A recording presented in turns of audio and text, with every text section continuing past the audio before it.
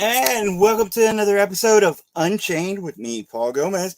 And unfortunately, my co host is gone for the week. He had other obligations, which is fine, and school and acting and all that good stuff.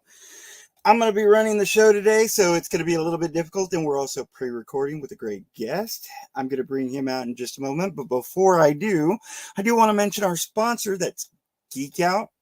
Geek Out Comics and Games is in Burleson, Texas, and in Mansfield is also in Mansfield. They just opened up that store, so be sure to check them out. That's Geek Out Comics and Games, and let me again. He's usually the brains behind all the pop-ups and all this good stuff, but that is Geek Out in Burleson, Texas. Great place to be, great place to go buy stuff, especially with the holidays coming up. Now, usually we hit on subjects like a few Kickstarters that are going on and a few topics, but instead this week I'm just going to bring my guest in and we're going to chit chat about a few things. And how you doing? Good. How are you? Great. Now, usually I ask, I'm usually, again, without my co-host, I'm a little winging it. That's Rob Multari. Multari. Okay. Sorry, I'm bad with my own No name. worries. You know what? I honestly, even if you would have just said Multari, most people say it that way, so I just kind of don't even pay attention anymore. So, man, I've seen your stuff, and I've just been in the business for about 2 years myself. Just barely 2 years, but I've seen a lot of your stuff and heard a lot of great stuff about you. I don't think we've been on a show together or anything. I think we might have been like on a panel of someone's, like, I think JD Calderon's. Probably. Yeah, I think it was. I think the first time we sort of met. And with those big panel shows, it's kind of a high and by kind of thing. Right, exactly. Yeah. It's can't really one-on-one. But I mean, I love JD's show. JD's show is amazing, mm-hmm. and it's great to be on. He's a great guy too. I mean, he is. He's him and Daphne. They're both great, and JD Rosario. He's fun too. Yeah. Well, don't tell him that. Right. Yeah. Exactly. His head will blow up. So, how long have you been in the business? Officially since 2017. Wow. And like I said, I've just been in it 2 years, so that's, man, I can't imagine. It's been a journey for sure. Starting with one book and growing from there. Now I'm up to issue 8 with Nightwolf, and they also have a spinoff series. Issue 3 of Snowpaw will be coming out probably early 2024. Now, is Snowpaw a younger version or a younger person's title, or what is Snowpaw? So Snowpaw is Nightwolf's mentor in the modern time, and then her story takes place in 19th century Scotland. So it's her origin story when she turns 18. So it's just a different character. It's the same character, Snowpaw, just not just 200 years in the past. And it's one of those things, I'm really catching up on a lot of stuff. Being new to the industry, there's a lot to take in, and it's a lot of studying and a lot of figuring stuff out. So, what brought you into the industry? What made you decide to make a comic? So this goes way back to first grade, and I was struggling with learning to read because I have attention deficit disorder and dyslexia. So to kind of help me learn to read and to kind of give me incentive to check my behavior, my mom would buy me 3 comic books a week. And as long as my grades improved and I was behaving well, I got those 3 comics. So that was basically the start of my growing collection, and just how it influenced me, my love of comics throughout my childhood and into my adulthood. And I always, every time I would watch something epic or play a video game that was epic or read a comic, arc that was epic, I felt like I wanted to do something, tell my own stories. Yeah. So I was really big into the X-Men and Wolverine in the 90s during Chris Claremont and Jim Lee's runs. Yeah. And So I did X-Men fan fiction, and I created my own like X-Men team with all new characters. And this was around the time that Wolverine lost his adamantium, and he was walking around with brittle bone claws. Magneto pulling it out. Yeah, Yeah. yeah. So Yeah. I was like, screw that nuts. I'm gonna make my own reason why he gets it back. So that was part of my fan fiction, and I had sent them into Marvel when I was 13. And I got a kind rejection letter telling me that they can't use my storylines because they're so far in advance with their plans, and but they encourage me to keep up the work and to just keep going at it. So for a 13-year-old, that would just kind of lit the fire under my butt, and so I then started turning things into my doing my own original stories, and been developing ever since. Now we're going to get to Night Wolf, but like I want to touch on the fact that the dyslexia, because I suffer from dyslexia too, and that was really a driving force for me as well, getting into comics. And again, X-Men was my favorite. It was right around the time that Bishop came in that I started, I guess, gravitating to it more, if you will. I mean, I felt that I love to read, and comics helped that because I couldn't take in those massive books or massive Right. time. Yes, exactly. With those headaches and stuff. And so the comics were an escape to learn to read for me.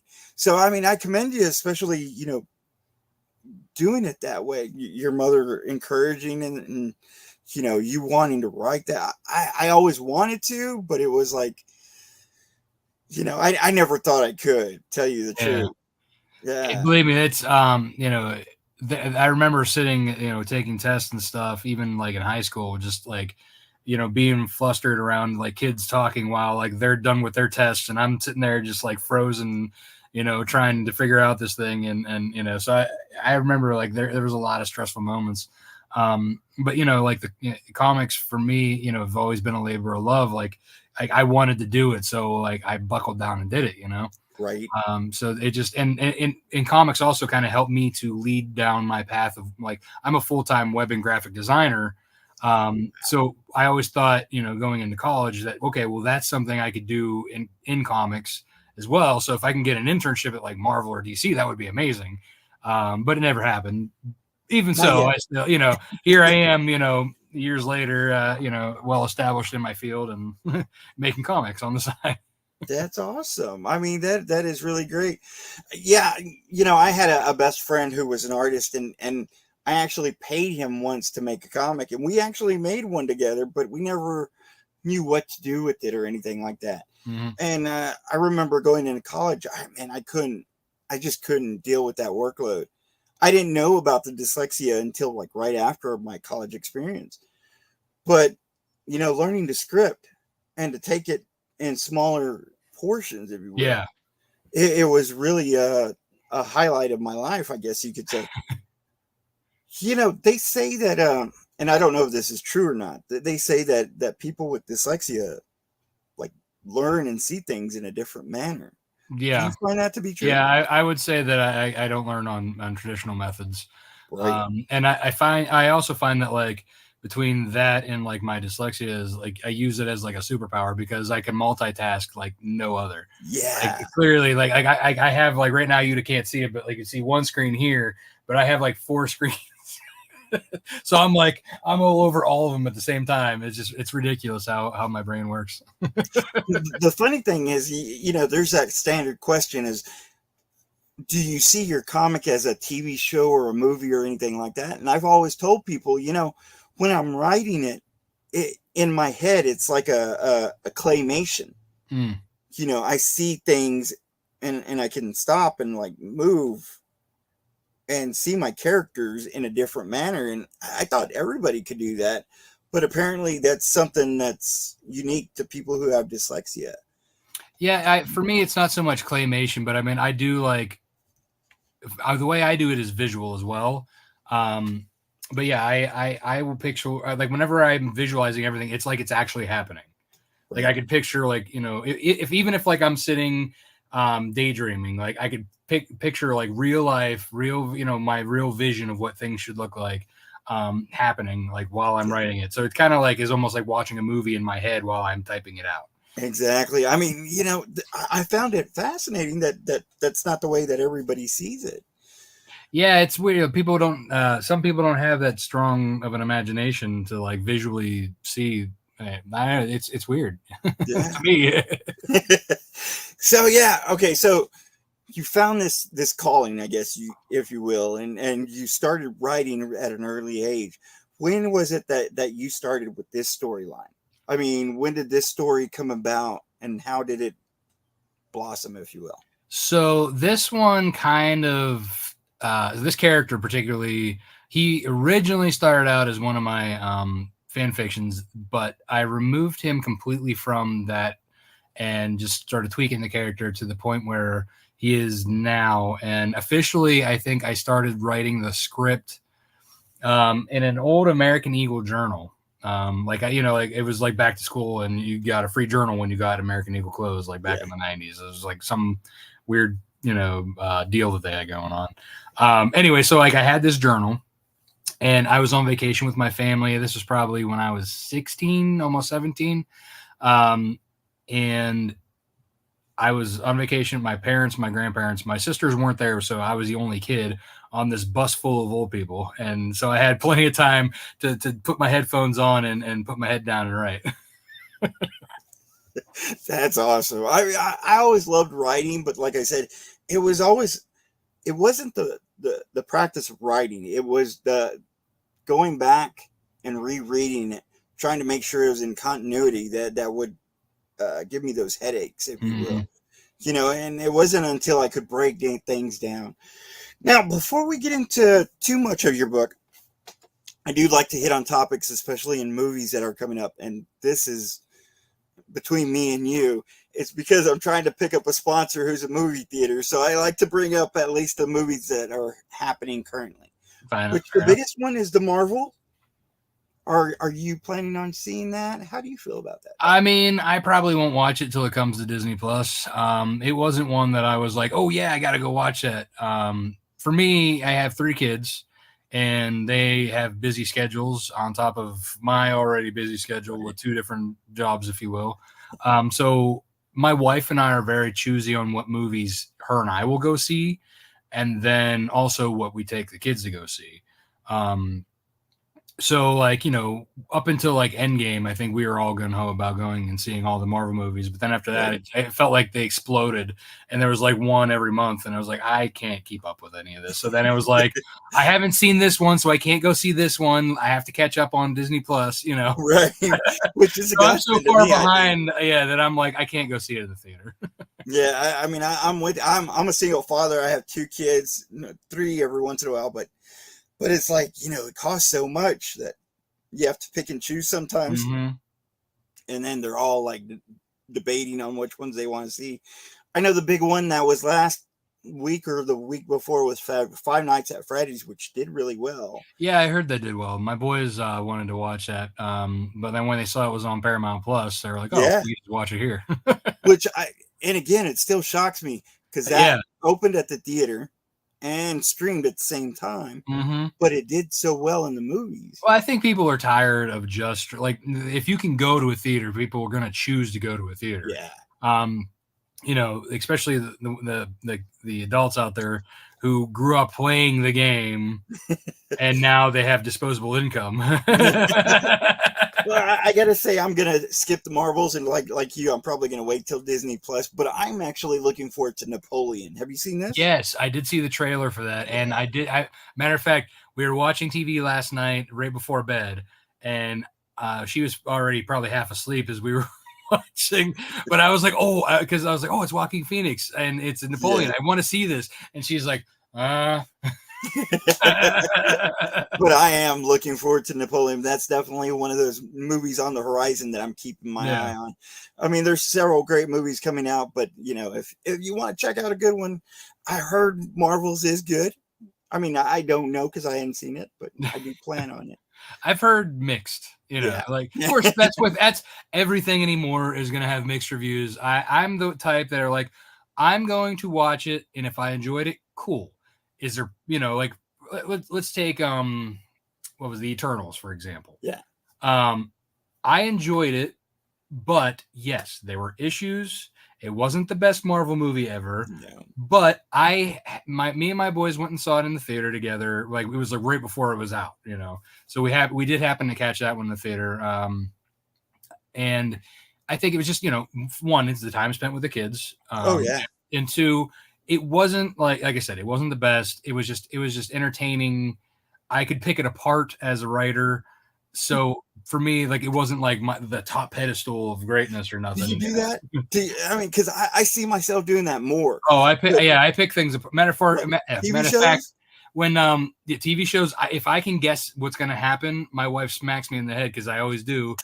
If I can't, then that's a good show, or Right. it's really poorly written, one way or the other. But like, so for example, with like, I kind of lost my track where I was going with that. But yeah, it's like with TV shows, and it's like character development. I'm like, why did they do that? That could have been, you know, something they put on this other character, and it would have fit better. Mm-hmm. Or, you know, there's that hole there, which I didn't see myself doing that until I started writing. Yes, as a writer, I pick things apart. I remember what I was about to say. So when Wolverine, the third one came out, not Origins, it's the other one where he's in Japan. I think that was Wolverine, wasn't it? Was it just Wolverine? Mm-hmm. Okay, well, that one, no, I think it was the Wolverine, maybe. Either way, I'm not the biggest Wolverine fan. Yeah. Well, it was the one where he's in Japan, and I just was like, oh my god! I like, as a big Wolverine fan, like all three of them I could tear apart, right? I could, like, each one of them. But that was my wife was like sitting there, you're perseverating over this, aren't you? And I'm like, oh my god, there's so many things. I was like, I mean, don't get me wrong, because I mean, again, Wolverine was an X-Men, so I loved X-Men. And I love the movies, but it was like, you know, it wasn't the best storylines, I thought. Right. And a lot of people were like, you know, drooling over it because it was just Wolverine. And I'm like, it could have been better. Yeah. I mean, look at the first one, you know, with Deadpool and how they butchered that. Luckily, Ryan Reynolds took it upon himself to fix that. Well, yeah, right. I mean, there's just so many. But again, you know, you do have to let go of a lot of stuff when you're going to movies. Oh yeah. That's that. You know, when the first X-Men came out, I was in high school, and I knew that, like, it wasn't going to be what I wanted it to be, but I was just happy that it was there. Exactly. I mean, because otherwise you would have never had the movie. You never would have had the next ones if they didn't start with it first. Yeah. So exactly. So I mean, like, you know, there's times where I was like just happy, but the more that it, you know, kept developing, the bigger it got, and the more they were able to do the stuff that they can now, it's like, okay, now I can pick you apart. But yeah, I love the movies. I mean, I'm not, you know, there are certain things I wish they would have done, but again, it's not, you can't please everybody.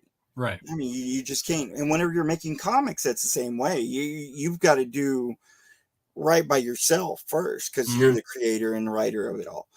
So you're on issue 7, is it? 8? Yeah, this is number 8 for this Kickstarter. Wow, and that had to have been a journey. It's, you know, starting out, it was getting one out a year. Oh, excuse me. And then it became more. Then I got 2 a year. It was a building, like, and it became more of a snowball. Now I'm like, I'm trying to keep up with it. Now, did you decide early on that you were going to just do one title? Because I started out and I did 5 in the past 2 years. Yeah.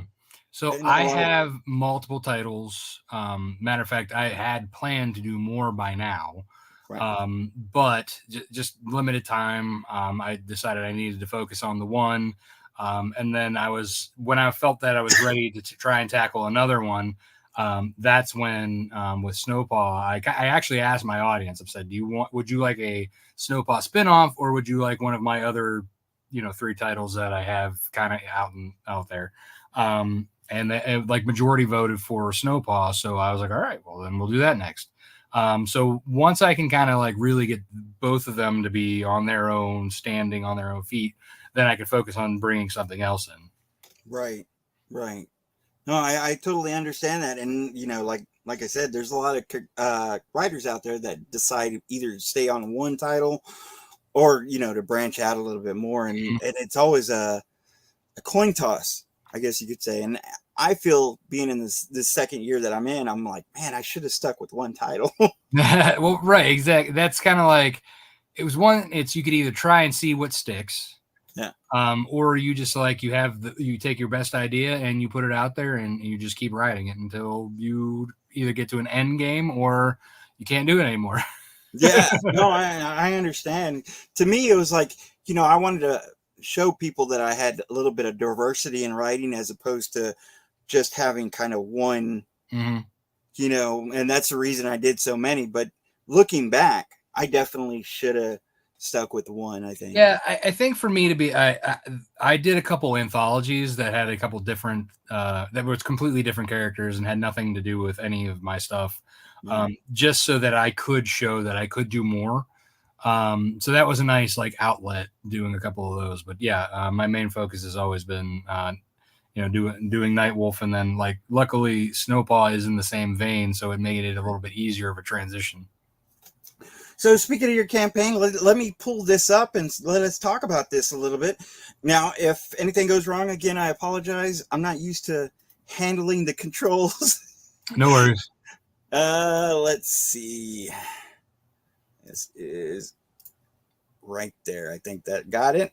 And I was reading through most of that while we were waiting. So you have 14 days left. You definitely hit your goal, which is a great thing. 291 backers. Man, I would love to have 291 backers. That's awesome. Do you want me to play this trailer? Sure. Why not? All right, let's see. I'm going to mute.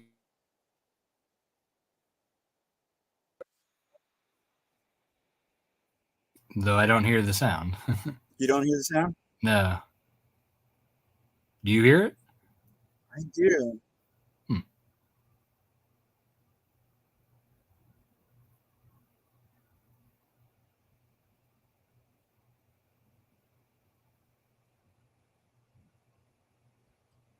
That guy's just going on and on about nothing.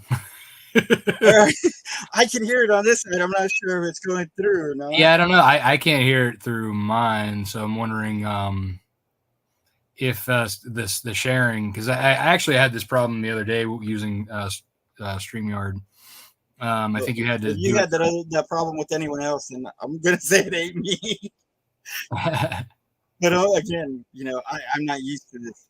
But this looks great. Thank you.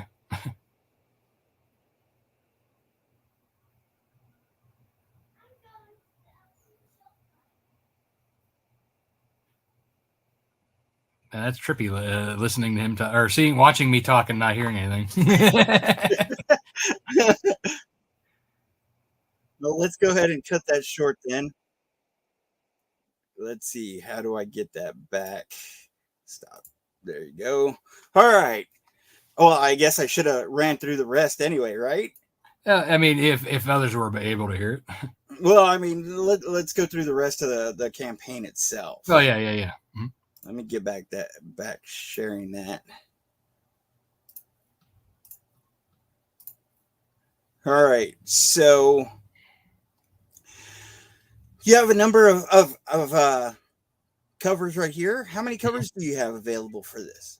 So issue 8 has 8 covers available, and then each individual, so 1 through 8, I believe they have like 8 to themselves, and then there's mostly how I do it is like I try to have like tiers with limited print runs to be able to, like, as collector's editions and stuff. Right. So I think there's like over 50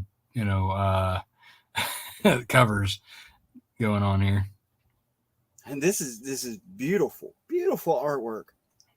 Thank you. Now, how did you find your teams? Did you ask around? Did you go to conventions? Did you find them on social media? Yeah, so I found them on deviantart.com. Right. Was where I found my art team for Nightwolf, and they been great working with them ever since. And you got some good names like Jamie Tyndall on the cover. Yeah. So that took some building up to, for sure. Yeah, I got as many. So I worked with a lot of great artists who are willing to work with me, and building up my reputation to finally, to get some cred. Right. I definitely understand that. I think I went out there and tried to get some covers at the for beginning, but I found out it's easier to build up to it. Mm-hmm. Beautiful pages out. This is really great. I love the lettering. This is something that a lot of people take for granted is the lettering. Well, I letter it myself. Oh, do you? That's awesome. Yeah, that's my graphic design skills there. I've mentioned it to several people. If you deal with dyslexia, or sometimes it's a little bit harder to go read a comic if it's not lettered correctly. Mm-hmm. Yeah, definitely. So I know whenever I went and looked for a letter, it was definitely one of those things that I put forward. All right, and so on this you have tiers to catch up. Is that correct?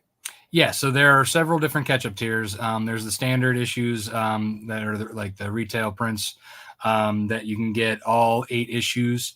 You can also get the higher variants. So how I usually do it is so there's the retail is a couple thousand print. Then I have variants that get printed at 600, 500, 400, 300, 200, 100. Awesome. And then as they go down in printing, they go up in price. Right. And you got a Marissa Pope cover. That's awesome. Mm-hmm. Yeah, that was one I had to schedule in her time. Right. I'm pretty sure like I was like booked in like months in advance. I can imagine. Yeah, definitely.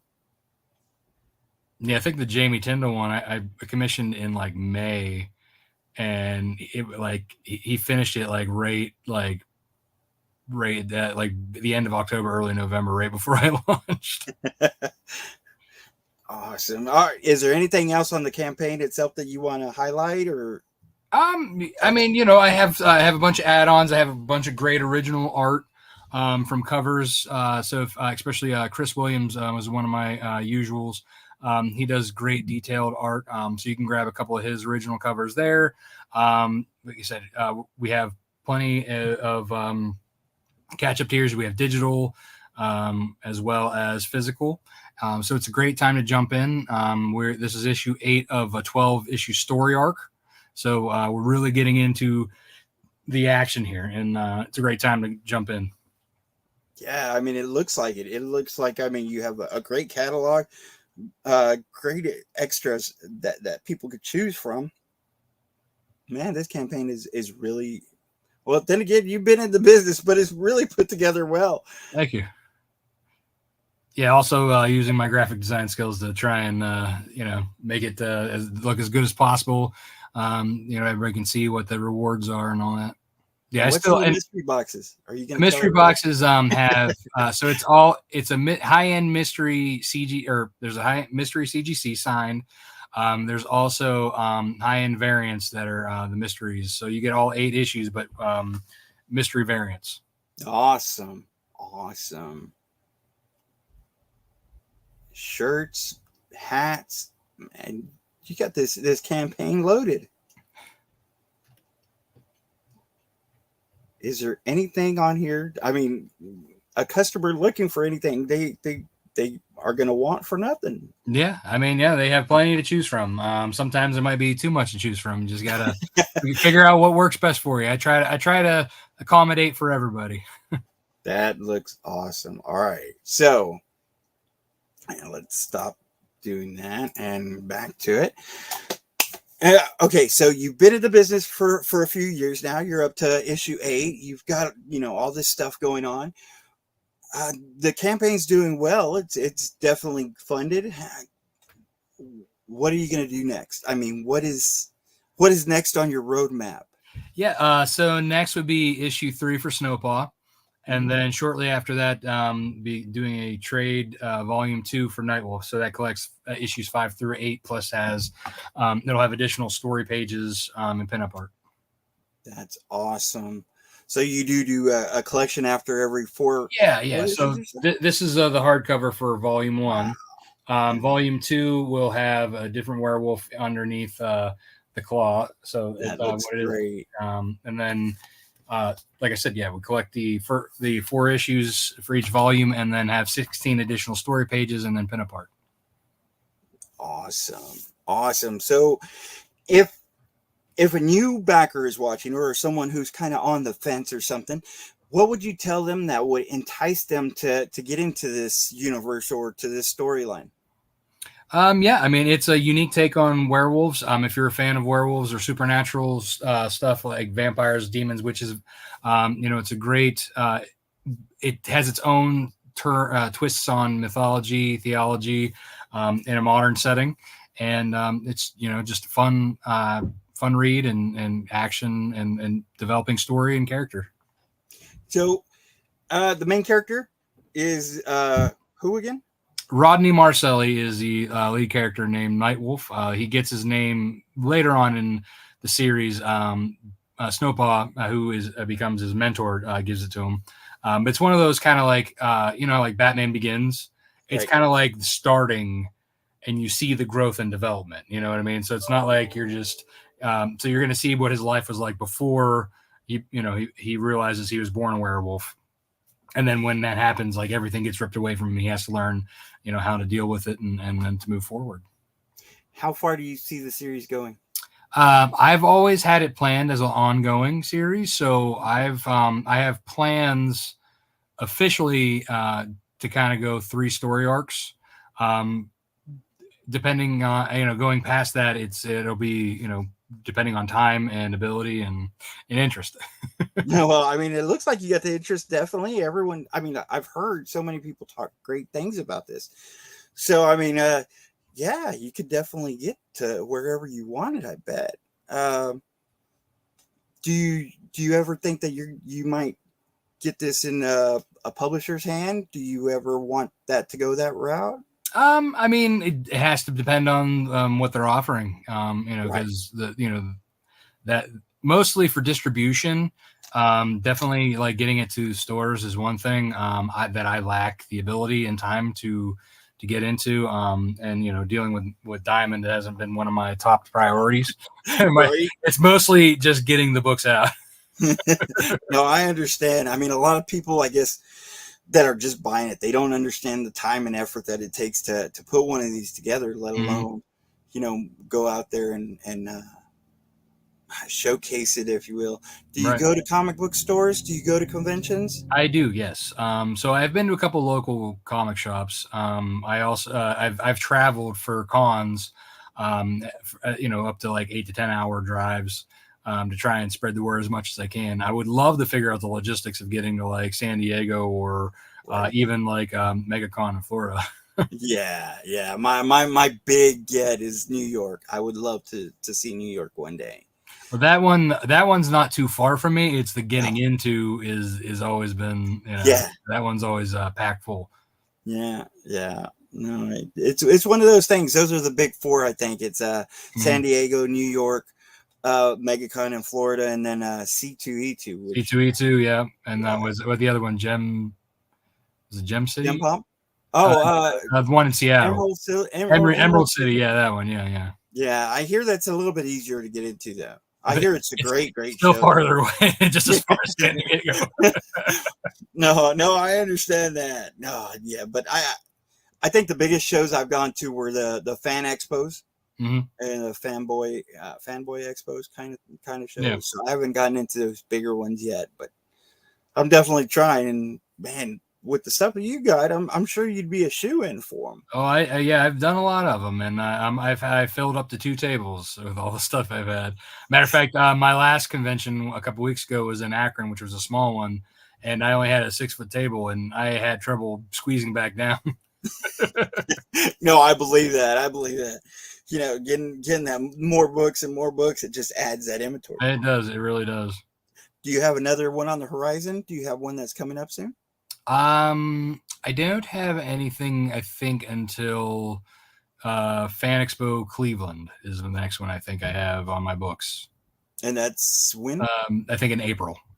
And would you like to shout out any LCSs that are carrying your books? Yeah. So if you are in the local Pittsburgh, Cleveland area, there's Benny's in Sharon, which is one of my closest. Also Dawson's Geek Comics. He's also a new one who just opened up in Hermitage, Pennsylvania. And then there's All American Comics in Boardman and Warren, Ohio. And the New Dimensions Comics in the Pittsburgh and Ohio areas. That they have 6 franchise stores around the area. Awesome. That's awesome. And then I do believe Jen King's Space Cadet and then on down in Texas there that she has a few issues as well. That's awesome. Yeah. I mean, I love to get into LCSs to, like I say, to me, they're a cornerstone of the industry. LCSs and conventions are definitely, one of those great places to pick up new fans.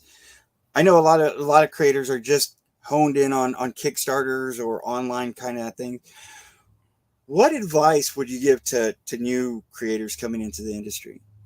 I would definitely say build your audience. So do everything you can. Share what you're working on. Build that audience first. Because they're the ones. You can't go to Kickstarter or another crowdfund platform and expect them to come to you. That's basically the venue. You need to invite the guests. Right. So definitely build up your email list, your Facebook, and whatever social media channels that works for you. And I just keep at it. Like, don't give up. Like, if you fail once, get back up and do it again. I failed my first Kickstarter in 2016. And here I am now. Yeah, that's an inspiring story. I mean, you were just starting out, and that first one kind of didn't make that goal, but now here you are on your 8th, and it's clearly funding and clearly got tons of backers. Mm-hmm. I always tell new creators, advertise early, often, and always. Yes. Even if you're just showing a panel, even if you're just mentioning the book. Early, often, and always. If somebody has to go search for your book, then that's not you doing your job. Right, exactly. Yeah, but I mean, your stuff is amazing. Like I said, I've heard about it. Several creators have mentioned how well you're doing, which you could tell from your campaign. It's beautifully put together, and I don't say this that often. I don't really compliment that many comics out there, but I think I'm a hard judge, especially on myself. So